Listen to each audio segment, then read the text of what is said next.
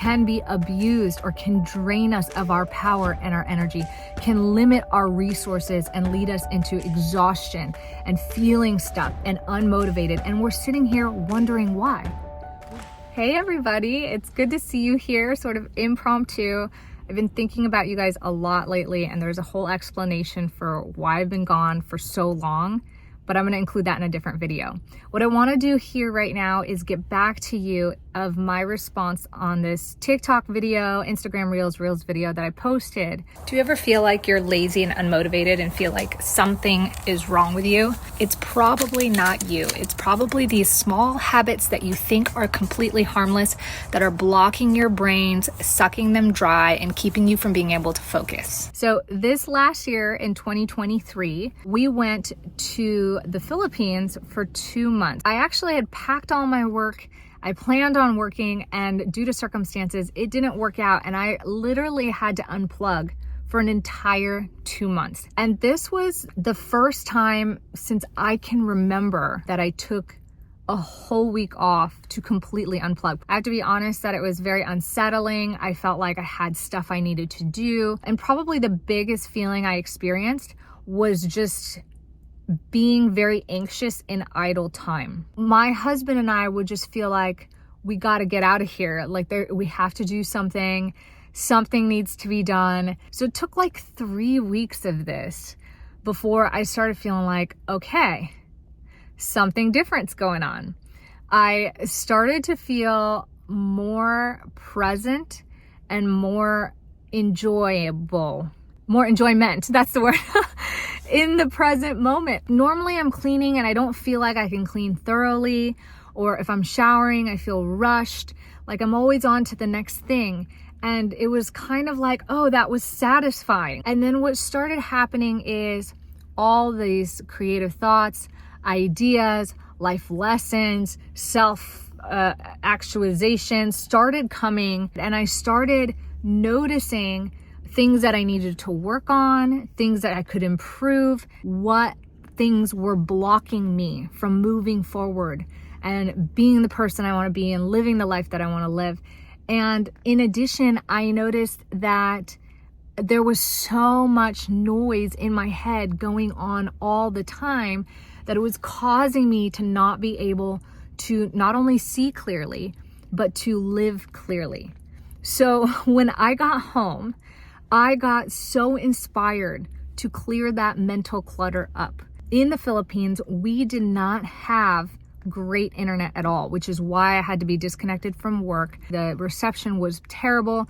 Nothing really loaded. We tried to get on Netflix, and the Netflix is like totally different in a third world country than it is like what's available. So we spent a lot of time just sitting down, checking out the view, having good conversations with my dad, trying to be present with my family and the people that were there. And there wasn't a lot of screen time or media. We started going to bed really early because all of this presence, in addition to some of the discomfort of just adjusting to a different flow of life, adjusting to a totally different culture, different country, just made us ready to sleep at night. So we were getting to sleep by 9 p.m.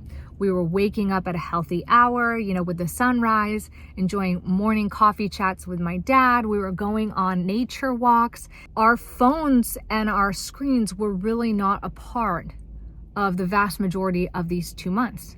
So coming home, it felt weird. I got home and I started doing things like getting ready for work without listening to a podcast, cleaning the house without having music or an audiobook play, driving in my car in complete silence. All of this time, I thought that I was maximizing my time by making sure every moment was filled with something of value, whether it was a good YouTube video, reading an article that I'm researching on a topic, listening to a podcast or an audiobook. I was always filling my empty spaces with something productive and valuable. And in return, it was actually decreasing my productivity. And by midday, before the end of the day, late afternoon, my energy was spent. And it took me 2 months of unplugging from all of this entirely to realize how much this cost me in energy and attention. It was draining me of my power. My power comes from having clarity, having balance, and being able to distinguish good decisions for myself, what to keep in my life, what to keep my attention on, and vice versa.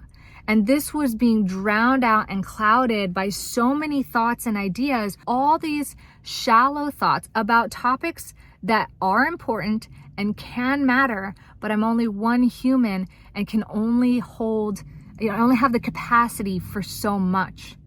And so where my attention was going and listening, pondering, absorbing these detailed pieces of information and things, it was taking away energy from the things that are most important to me. So it's under this guise that it is productive and it's valuable. And it can be, right? Like everything has potential value, but it always comes down to how you're using it. And so even things that hold immense value can be abused or can drain us of our power and our energy, can limit our resources and lead us into exhaustion and feeling stuck and unmotivated. And we're sitting here wondering why. We're doing all the right things, right? You might have a good schedule. You might have a light load. You may be pretty good at identifying the things that do add value. But now what I want you to do is narrow down to the very specific things that are important to you.